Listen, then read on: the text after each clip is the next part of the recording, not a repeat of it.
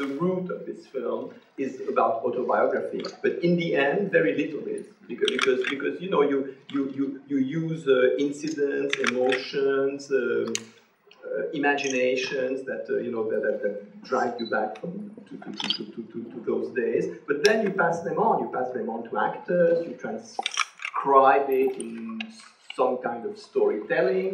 You adapt it to characters, to sets, so on and so forth. So the whole process of making the film takes you away from anything that was autobiographical.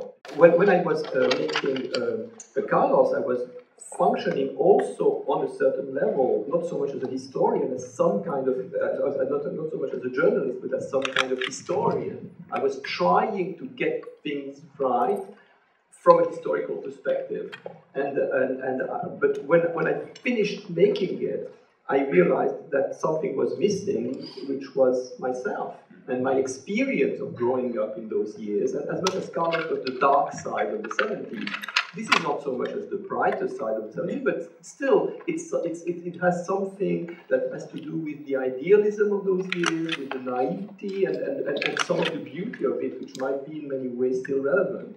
Politics of the 1970s, the disconnection with how the world was changing had become unbearable. And this movie is really about the beauty of the early 1970s, but it kind of grew ugly also. I think that filmmaking has to do with youth. I mean, when you make movies, you hope you will address, you will connect with youth, because it's youth that watches the movies. They are the crowd in the theaters, and they are in touch with the present. And when you make movies, it's not as a dialogue with the past, it's as a dialogue with the absolute present. And I think movies have to do with youth also. I mean, for me at least, in the sense that I personally regularly need to go back, not so much to the 1970s, but to my youthful idealism, just to have a feeling that whatever I have done, whatever I've become, is not too disconnected from the values of that kid. I mean, I somehow feel accountable of whatever I've become, and you know, regularly have to be able to face the teenager I have been. And also because it somehow helps me rejuvenate my inspiration, start again. It's cycles, but going back to that period for me is also a way of starting over, of putting things back on track.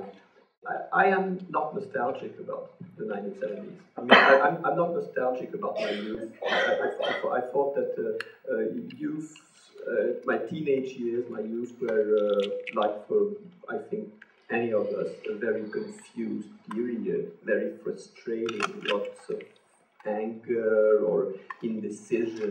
I think when you are a teenager, it's very hard to know who you are, where you're heading, to find your place in the world and find your path. So I have very little nostalgia for that. I mean, when I was a teenager, I was extremely impatient to become some kind of young adult, and I kind of tried to stay like as much as I could a young adult.